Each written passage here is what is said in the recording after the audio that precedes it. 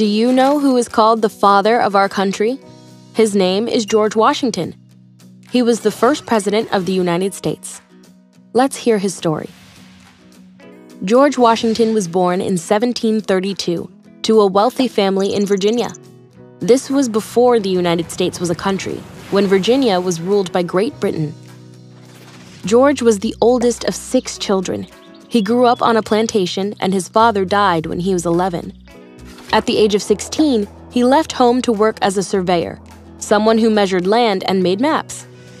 In his 20s, George Washington joined the army and fought in the French and Indian War on the side of the British. When the war was over, he returned home and was elected to represent his state in the colonial government. When the American colonies declared independence and went to war, George was picked to lead the Continental Army against the British. It was a hard war, and it lasted many long years. Many soldiers were cold and hungry, and some wanted to give up. But George Washington was a good leader, and he inspired his soldiers to keep fighting. At last, the colonies won their freedom. Now the country needed a leader of its own.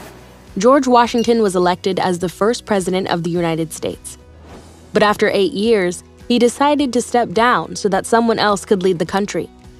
He returned home to his farm at Mount Vernon, Virginia, and died in 1799.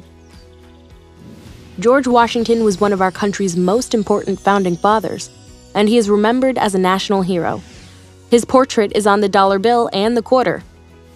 The state of Washington and our nation's capital city, Washington, D.C., are both named after him, and he will always be known as the father of our country. Why do you think it is important to learn about George Washington?